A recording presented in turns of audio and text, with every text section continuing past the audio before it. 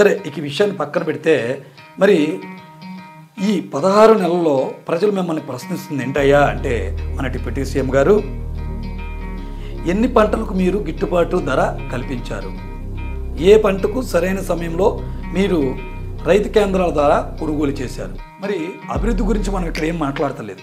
కేవలం అంటే కేవలం మీరు చేయవలసిన మినిమం ఒక రైతుకు గిట్టుబాటు ధర కల్పించడంలో కూడా మీ ప్రభుత్వం ఘోరంగా విఫలమైంది.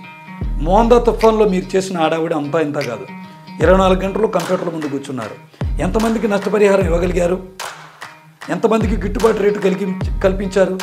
నిన్నటిగాక మొన్న అరటి రైతులు 27,000 రూపాయలు టన్ను పలకాల్సినటువంటి అరటి 1,000 రూపాయలు పలికి ఆ పంటల్ని పశువుల మేతగా వేస్తుంటే మీరు ఎక్కడ నిద్రపోతున్నారు.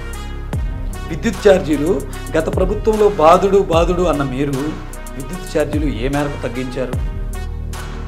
గత ప్రభుత్వంలో రోడ్లపైన గుంతలున్నాయి, ప్రాణాలు పోతున్నాయి, సీఎం గారు మీకు కనిపించట్లేదా రోడ్డు మీద గుంతలు అని గట్టిగా గర్జించినటువంటి మీరు మరి ఎన్ని రోడ్లు వేశారు మీరు.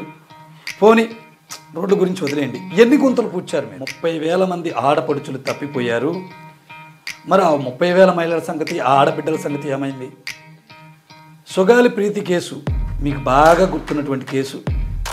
అసలు ఒక్క మాటలో అడగాలంటే అసలు సుగాలి ప్రీతి కేసు మీరు ఏం చేశారు, ఎందుకు మిమ్మల్ని అంతలా సుగాలి ప్రీతి తల్లి ఎందుకు ద్వేషిస్తోంది. కూటమి ప్రభుత్వం వచ్చిన తర్వాత బెల్ట్ షాపులు చాలా చోట్ల విచ్చలవిడిగా ఆంధ్రప్రదేశ్లో అమ్ముతున్నట్లు అందరికీ తెలుసు. మరి ఆ బెల్ట్ షాపులు ఎన్ని పెట్టకుండా ప్రజల ఆరోగ్యాన్ని మీరు ఎంతవరకు కాపాడగలిగారు. ఈ ప్రశ్నలన్నీ కూడా కేవలం మీ చేతిలో మీరు చేయగలిగినటువంటి, ఎందుకంటే ఇవి మినిమం ఏ ప్రభుత్వం అధికారంలోకి వచ్చినా నియంత్రించవలసినటువంటి ధరలు, చేయాల్సినటువంటి పనులు మాత్రమే.